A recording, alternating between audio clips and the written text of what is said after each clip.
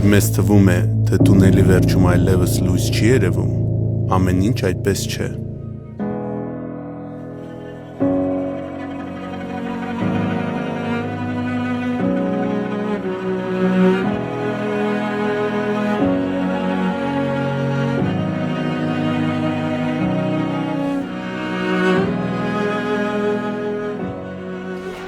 Ջան, շատ հաճելի է, որ եկել եք մեր կենտրոն։ Շատ շնորհակալ եմ, որ ընդունեցիք ինձ ու ուզում էի շնորհակալություն հայտնել ձեզ, որ ձեր կյանքը սեն շատ կարևոր գործի եք նվիրել։ Շնորհակալ եմ շատ, բայց կա դրա հակառակ կողմը։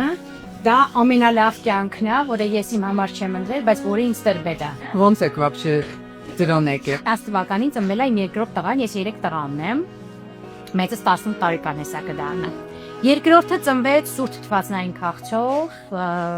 եւ որոշ ժամանակ անց Ֆրանսիա գնացին կեսո ամուսինս եւ այնտեղ այդ Փարիզի կենտրոնական կլինիկաներից մեկում դրեցին իրան դիագնոզը մանկական ուղեղային կաթված։ Այն որ ինքը դժվար էր ծնվել, ծանր էր ծնվել եւ այլն, մենք պատկերացնում էինք, որ խնդիրներ լինելու է, բայց որտեն սանը դիագնոզ լինելու, ճիշտ ասած չէին պատկերացնում։ Մի տարի անց, երբ որ ես հասկացա, որ իմ որևէ մասնագիտության, տեսակու մասնագիտություն ունեմ մագիստրատուրայի ավարտած, երկար ժամանակ ներդրել եմ իմ կրթության մեջ, երազելով դառնալ դասախոս համալսարան։ Եվ ինչ որ պահի, որ հասկացա, որ չեմ կարողանալու զբաղվել իմ գործով, մտածեցի, որ ինչ կարելի է անել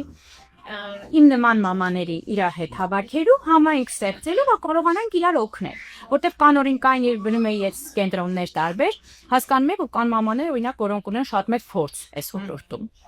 Իսկ այդ կենտրոնները արդեն կային մեր։ Կային պետական կենտրոններ, մասնավոր չկային, չէ։ Եվ իմ համար խնդիրը էր, որ ես տարբեր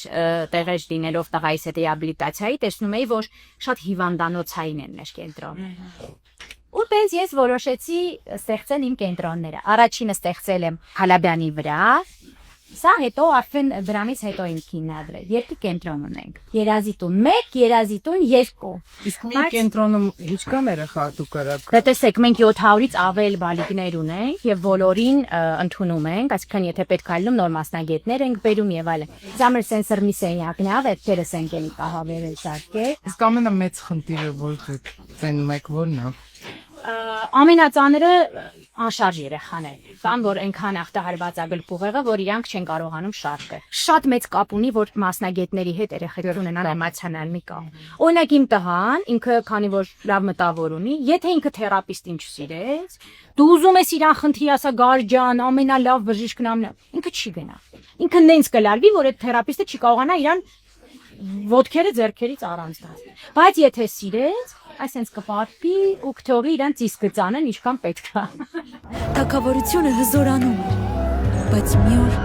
ամեն ինչ հանկարծակի խավարեց։ Ծառերը չորացան, գետերը ցամաքեցրին, երկրում ահ ու սարսափ էր։ Թագավորը փորձեց իր բանակով կանգնեցնել այդ չարուժին, բայց ապարդյուն։ Երկրի իմաստուններն արքային պատմեցին, որ չարայրի գավազանին կարող է միայն հայ Դավթի սուրը դիմադրել։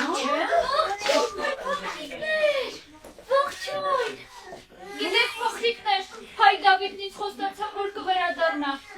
բայց կորցրեց իր ուժի մեծ մասը և սկսեց որոնել իր թուրը։ Մարիամ, քո հորինած Դավթի պատմությունը ոչ ոքի ախր հետաքրքիր չէ։ Այո, առաջինը որ մարդ գնանք, երեխաներ, ո՞րն է մեր առաջին մարզը։ Մեր առաջին մարզը։ Մարիամ։ Գեղարդ Փունիկ։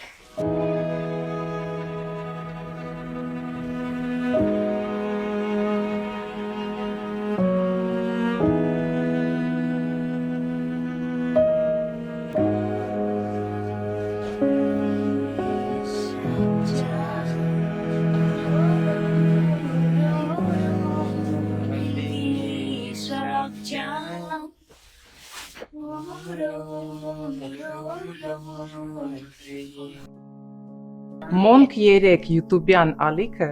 նկարահանել է հայկական հիասքանչ մուլտֆիլմ հայ Դավթի հերոսությունների մասին, որը տեղի է ունեցել Հայաստանի տարբեր մարզերում։ Ամբողջական տարբերակը կցուցադրվի Cinema Star կինոթատրոնում դեկտեմբերի 4-ից։ Իսկ առաջի երկու սերիան կարող եք դիտել Monk 3 յութուբյան ալիքով։ Մուլտֆիլմի ամբողջ եկամուտը կտրամադրվի Հայ մայրեր հիմնադրամին։ Իսկ իմ պապիկի անունը կրող հիմնադրամը կկրկնապատկի այդ գումարը։ Միացեք մեր այս բարի գործին եւ եկեք Cinema Star կինոթատրոն ամբողջ ընտանիքով։ Բացեմ մի փոքրիկ գաղտնիք։ Բարին վերջում հաղթելու է, իսկ Հայաստանը դեռ մնում է հերոսների հայրենիքը։ Կյանքը շարունակվում է։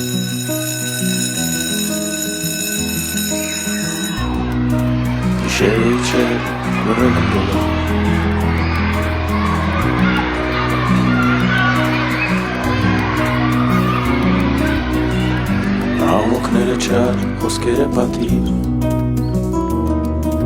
ջրերը մեմի, երգում են օրով։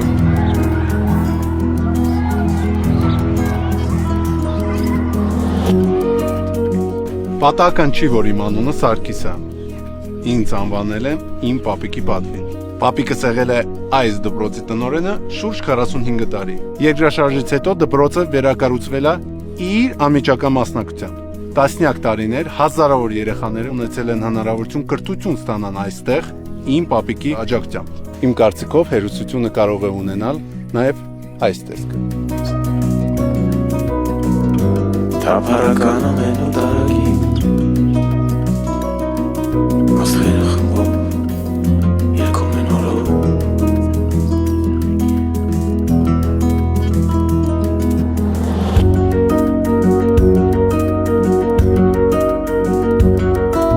Սիրտի մանդարտվի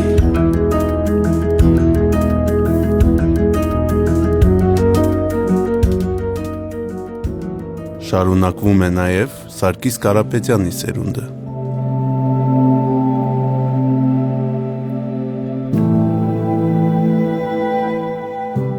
Հիմա ես կպատմեմ իմ հերոսի մասին։ Իմ պապիկը ամբողջ իր կյանքը տրամադրել է մանկավարժության։ Ցավում եմ, որ նա մեզ հետ չի այսօր, բայց մենք պարտավոր ենք իր գործը շարունակել։ Սարգիս Կարապետյանի բարեգործական հիմնադրամը 2026 թվականի հովանավորելու է 100 ուսանողի առաջի տարվա վարձավճարը։ Հայաստանի ամեն մարզից ընտրվելու է 10 ուսանող։ Նմանատիպ կրթական ծրագրերը կլինեն շարունակական։